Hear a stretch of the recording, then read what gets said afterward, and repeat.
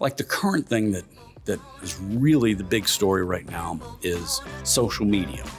In the 1996 Telecommunications Decency Act, and specifically Section 230, which is what gives Facebook and Twitter and all the other social media platforms, it gives them protection so that if you go or if I go and post anything on their sites, they're not held liable for the things I say.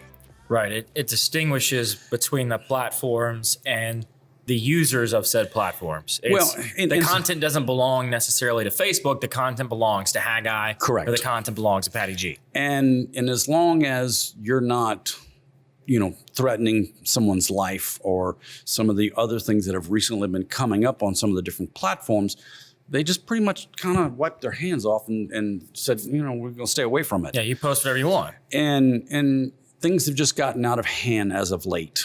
And so now you've got the political right is furious with Section 230, and they want to change it because the political right thinks that it's stifling what they can say. You got the political left wants to get rid of Section 230 or completely rewrite it because they think Facebook and Twitter and all the social media platforms should be doing more to control the content. And so both sides of the political aisle are furious with Section 230, but for different reasons. Right. And so if they change something with 230, then Facebook, Twitter, all the Snapchats and all the rest of these social media platforms can and or will look very, very different if they are even still existing. Yeah, it's going to be the age of turnover. Yes. You're going to have these Facebook giants, these Instagram giants, Twitter giants, Instagram, Twitter, Snapchat, TikTok, and now you've got Clubhouse, you've got all these different social media platforms that it's going to be a big shift. Yes. And it's going to say, who is the next platform that can survive scrutiny? Because if they sit there and say, no, we don't like the content you're posting, we're taking you off. Doesn't matter what side of the political aisle you're coming from. If we don't like anything you're saying, we're wiping you off.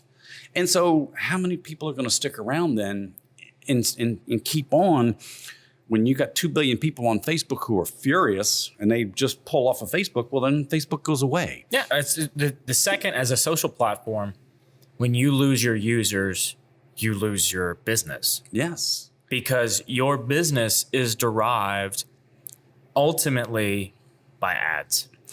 So one of the things we've said for a long time on Tech Gumbo, when you're on the internet, if you're not paying for it, you're not the customer, you're the product. Yep.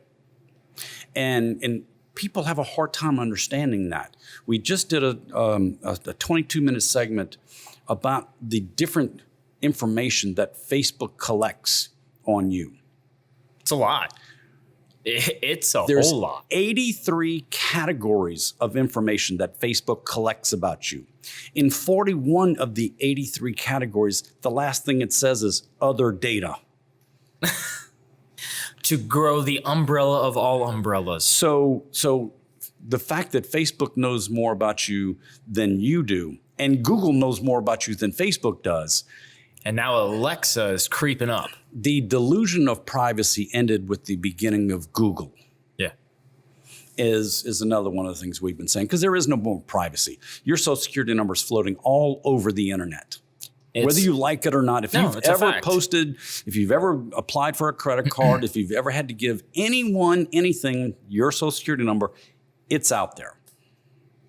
So that delusion of privacy does not exist. Yeah, it's waiting for someone to take said privacy and exploit it. What are they going to do with it? Yeah, how can they take it and how can they make $1? How can they make $1 by using it? I love that analogy that you said. If you don't pay for the social platform, you are the product, not the customer. Because they're not saying, hey, look, Ford, here's Haggai Davis. Yeah. You want to sell an ad to Haggai. What they're saying is, hey, look, here's a guy. He's in his mid-50s, and he's mostly conservative. He lives in Baton Rouge.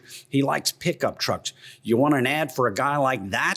Okay, great. We've got that guy. We can place an ad on his thing instead of spending money with the broadcast networks where if I don't have my TV on, I don't see their ad. Right. Or a billboard. If you don't drive by the billboard, I never see it. and I guess you could cross apply it to the social media platforms. If you're not on the platform, you don't see it. But as soon as you get on the platform, which 9 times out of 10, in fact, 9.9 times out of 10, you're going to get on a social platform more so than you'll see a billboard in Addis. Absolutely. Like, it's just not going to happen. Because they're not going to put advertising for feminine hygiene products on my Facebook. No. There's no way on earth they would ever do that because that's not what I'm interested in. I have no reason to ever. And so, but hey, this guy likes tools. Guess what shows up? Home Depot and Lowe's ads are always running on my computer.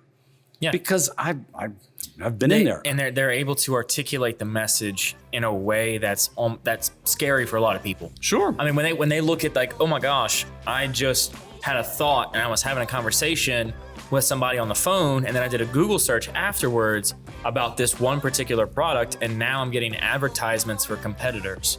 It's like, how do they know this? Well, how do they know this? Whenever you said, I agree to said terms and conditions without reading them, one of the terms and conditions was, I will listen.